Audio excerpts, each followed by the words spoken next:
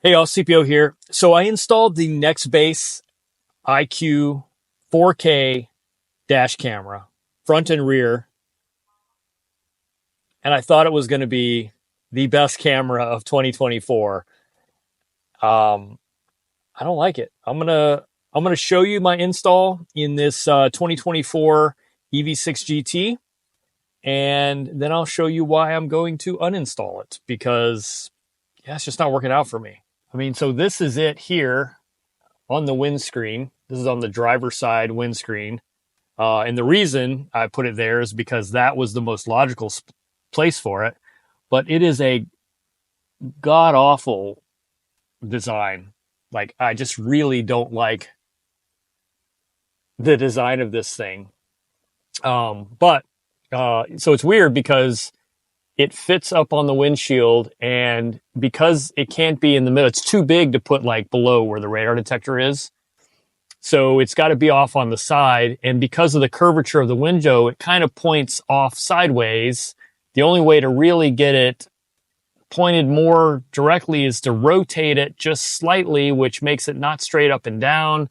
Like, I wish this articulated more than just forwards and backwards. I wish it like had a little side to side articulation.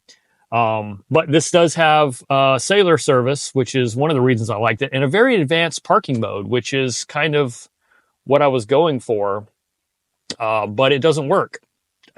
More on that. First, I'll show you just some basic install stuff in this car. It was really easy to install in the car. So I've got some B-roll some pictures and a little bit of footage I took while I was doing the install. I just have the wires running along the top of the headliner. It goes behind the airbag along the bottom for the power cord. Goes into the OBD connector right here. So that was super easy. Then the rear camera runs across through here, and then of course all the way back, and is right there. And you can see it's recording because it's detected some motion. It's in parking mode, but really clean install, other than like these massive honking cameras with a strange form factor. So the problem I have with this camera is the fact that the only way that it can be used is just a direct wire to the vehicle's battery. It's basically got 12-volt positive and a ground.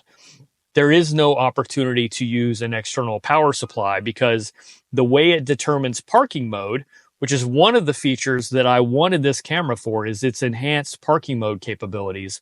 The way it does parking mode, though, is by detecting voltage changes.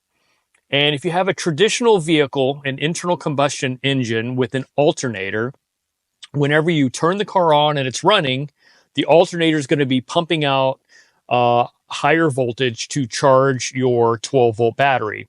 Generally, it'll pump out 12 to 14 volts. And your electrical system will show that voltage.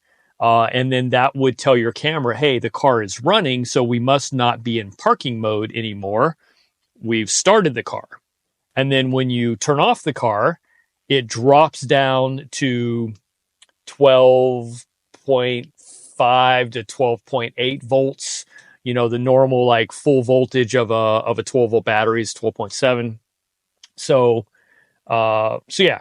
So then it's like, oh, well, you don't have 13 volts, so you must not be running. So let's go into parking mode. And that must work and probably does work in normal cars. This is not a normal car. This is a fully electric vehicle, which means it doesn't have an alternator. And it's very smart and intelligent in the way it charges the battery, in that when the 12-volt battery needs to be charged, it will charge it from the high voltage battery when it needs it. And then when the battery's charged, it stops charging it. What that means is during the course of a drive, I will show high voltage into the system as the 12-volt battery is being charged. And then it will drop down to 12.7 volts when the battery's charged. And it just like stops charging because the car knows the battery's charged. So it will cycle on and off intelligently as it needs to. The problem is every time it stops charging my battery, parking mode comes on. And parking mode comes on driving down the highway, which has a different feature set than the dash cam mode when you're not in parking mode. It's super annoying, and what I end up with is a bunch of footage of parking mode events, like motion and bumps or whatever, that are recording these little event clips in parking mode, which is not ideal, right? I want driving mode when I'm driving. I can't find a way around it. I played with all the voltage settings. I set it as low as it will go. I set it, 13, I think was the default, 13 volts. I can see my battery. I have a voltage meter in this car that I plugged in so I could see like when it's charging the battery, when it's not.